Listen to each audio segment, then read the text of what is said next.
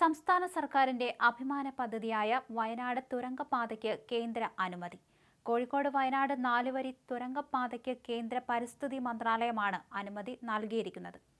60 ഉപാധികളോടെയാണ് അനുമതി നൽകിയിരിക്കുന്നത്. നിർമ്മാണ പ്രവർത്തനങ്ങളുമായി സംസ്ഥാന സർക്കാരിന് മുന്നോട്ടു പോകാൻ സാധിക്കും. രാജ്യത്തെ ഏറ്റവും നീളമേറിയ 3ാമത്തെ വലിയ ഭൂഗർഭ പാതയ്ക്കാണിപ്പോൾ അനുമതി ലഭിച്ചിരിക്കുന്നത്. പരിസ്ഥിതിലോല പ്രദേശത്ത് നിർമ്മാണം അതീവ ശ്രദ്ധയോടെ നടത്തണം. മല തുറക്കുമ്പോൾ സമീപ പ്രദേശത്തുണ്ടാകുന്ന ആഘാതം കൃത്യമായി തന്നെ പഠിക്കണം.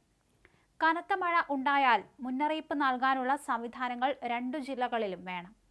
വയനാട് നിലമ്പൂർ ആനത്താരയിലെ അപ്പംകാപ്പ് ഭാഗത്ത് ആനത്താര നിലനിർത്താൻ 3.0579 ഹെക്ടർ ഭൂമി ഏറ്റെടുക്കണം.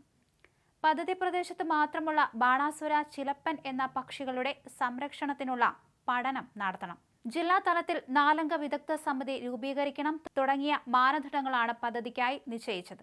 ഇതിൽ കൊങ്കൺ റെയിൽ അധികൃതർ നൽകിയ വിശദീകരണം കൂടി അംഗീകരിച്ചാണ് തുരങ്കപാതയ്ക്ക് അന്തിമാനുമതി നൽകിയത്.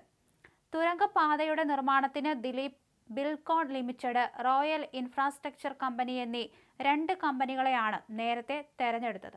1341 കോടി രൂപയ്ക്ക് ദിലീപ് ബിൽഡ്കോൺ ലിമിറ്റഡ് തുരങ്കത്തിന്റെ നിർമ്മാണവും 160 കോടി രൂപയ്ക്ക് റോയൽ ഇൻഫ്രാസ്ട്രക്ചർ കമ്പനി അപ്രോച്ച് റോഡിന്റെ നിർമ്മാണവുമാണ് ഏറ്റെടുക്കുക. സ്ഥലം ഏറ്റെടുപ്പും 90% പൂർത്തിയാക്കി. വയനാട് തുരങ്കപാതയ്ക്കായി 2134 കോടി രൂപ ഇത്തവണയും സംസ്ഥാന ബജറ്റിൽ നീക്കിവച്ചിരുന്നു. ഏപ്രിൽ 4 ചേർന്ന സമിതി യോഗം സംസ്ഥാനത്തിന്റെ ഭൗമഘടന, മണ്ണിടിച്ചിൽ, ജലപ്രവാഹം എന്നിവയെക്കുറിച്ച് നടത്തിയ പഠനങ്ങളുടെ വിശദാംശങ്ങൾ സംസ്ഥാന സർക്കാരിനോട് ആവശ്യപ്പെട്ടിരുന്നു. ഇതിനുശേഷമാണ് ഈ നിർദ്ദേശങ്ങൾ നൽകിയത്. പൊതുമരാമത്ത് വകുപ്പ്, കിഫ്ബി, കൊങ്കൺ റെയിൽവേ എന്നിവയുടെ ത്രികക്ഷി കരാറിലാണ് തുരങ്കപാത നിർമ്മാണം നടക്കുക. ഭോപ്പാൽ ആസ്ഥാനമാക്കിയ ദിലീപ് ബിൽഡ്കോൺ, കൊൽക്കത്ത ആസ്ഥാനമാക്കിയ റോയൽ ഇൻഫ്രാസ്ട്രക്ചർ എന്നീ കമ്പനികളാണ് കരാർ ഏറ്റെടുത്തത്. 2134 കോടി രൂപയാണ് പദ്ധതി ചെലവ്.